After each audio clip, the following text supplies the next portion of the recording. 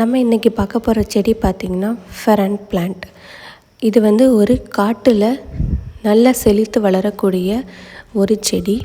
இது இப்போ வந்து வீடுகள்லேயும் பயன்படுத்த ஆரம்பிச்சிட்டாங்க. அந்த செடியை பற்றி தான் இன்றைக்கி நம்ம பார்க்க போகிறோம். இதில் வந்து பூ இருக்காது, காய் இருக்காது. இது இல்லாமல் இது எப்படி இதோட இன்னொரு செடி நம்ம வந்து உருவாக்க முடியும்னு பார்த்திங்கன்னா, ஸ்போர்ட்ஸ் அப்படிங்கிற ஒரு விந்து மாதிரி இருக்கும். அது ஒரு தூள் பவுடர் மாதிரி இருக்கும்.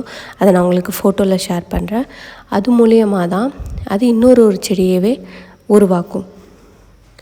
இப்போ அடுத்து நம்ம பார்க்க போகிறது ஸ்போர்ட்ஸ்னால் என்ன அப்படிங்கிறது அதோட பிக்சரை நான் ஷேர் பண்ணுறேன். இப்போ இதுக்கு வந்து இந்த செடிக்கு வந்து பயோ ஃபெர்டிலைசர்ஸ்லாம் எதுவுமே தேவையில்லை. நம்ம வந்து இயற்கையாக மண்ணில் வச்சா மட்டும் போதும். இந்த மரத்தில் வச்சு நீங்கள் வளர்த்திங்கன்னா அதோட மரத்தில் உள்ள சத்தை உறிஞ்சிட்டு தான் இது வாழும். காட்டில் மேக்ஸிமம் இந்த செடி இப்படி தான் இருக்கும். இது வந்து ஒரு அலங்காரத்துக்காக நம்ம யூஸ் பண்ணுற செடி. அது மட்டும் இல்லாமல் காற்றை இது வந்து சுத்தப்படுத்தும். காற்றுல உள்ள கெமிக்கல்ஸ் அந்த இதெல்லாம் வந்து சுத்தப்படுத்தி நம்மளுக்கு தூய்மையான காற்றை கொடுக்கும். சேம் மணி பிளான்ட் மாதிரி. இதில் பார்த்திங்கன்னா இந்த ஸ்போர்ட்ஸ் பார்த்திங்கன்னா புதுசாக வர இலையில் இந்த ஸ்போர்ட்ஸ் எதுவுமே இருக்காது. இலை பார்த்திங்கன்னா ப்ளைனாக தான் இருக்கும். கொஞ்சம் மெச்சூர்டான இலையில தான் வந்து நம்மளுக்கு வந்து ஸ்போர்ட்ஸ் கிடைக்கும். ரொம்ப நல்ல மெச்சூர்டான இலையில தான் நம்மளுக்கு வந்து ஸ்போர்ட்ஸ் கிடைக்கும்.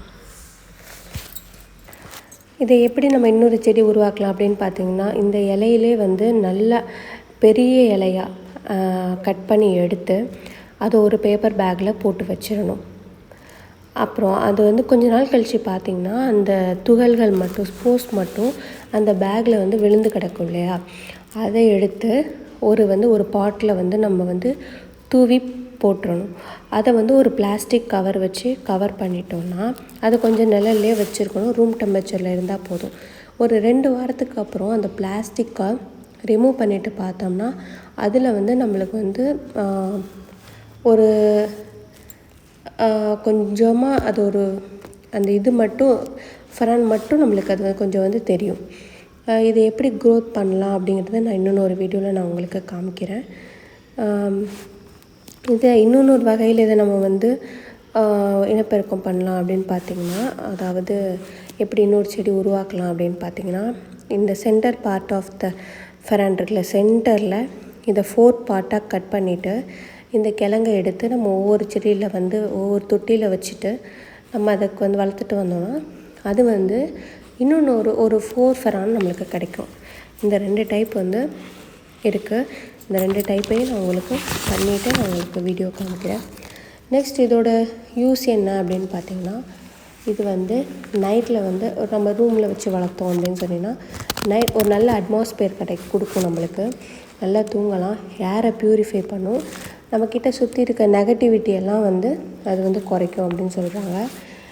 இது வந்து வீட்டு கார்னரில் ஒரு மூலையில் வச்சாலே நம்மளுக்கு போதும். இதுக்கு நிறையா வந்து தண்ணி கொடுக்கணும், வெயில் தேவைப்படும் அப்படின்ல, கொஞ்சம் வெயில் இருந்தாலே போதும். அடுத்த மெயின்டெனன்ஸ் பார்த்திங்கன்னா, இதை வந்து ரொம்ப பெருசாக வளரும் அப்படின்னு பார்த்திங்கன்னா ஒரு 5 to 8 feet வளரும். அதாவது அவுட்டோரில். இன்டோரில் வச்சிங்க அப்படின்னா 3 feet தான் அது வந்து வளரும். இதுக்கு சன்லைட் வந்து ஒரு 2 to 3 நிமிஷம் வந்து நம்மளுக்கு வச்சுட்டு கொஞ்சமாக தண்ணி கொடுத்தோன்னா நம்மளுக்கு இது போதும். இந்த அவுட்டோரில் இருந்துச்சுன்னா இதோட க்ரோத் பார்த்திங்கன்னா ரொம்ப பெருசாக இருக்கும். ஏன்னா அதுக்கு வந்து நிறையா அதுலேருந்து நம்ம சன்லைட்ஸ் இதெல்லாம் தரதுனால இதோட க்ரோத் இருக்கும். இது வெளியில் இருக்கிறதுனால தான் நான் வீட்டுக்கு வெளியில் வச்சுருக்கேன். அதனால் வந்து கொஞ்சம் எனக்கு க்ரோத் பெருசாக தான் இருந்துச்சு. இது வந்து ஒரு பாய்சனிங் பிளான்ட் அப்படிலாம் எதுவும் கிடையாது.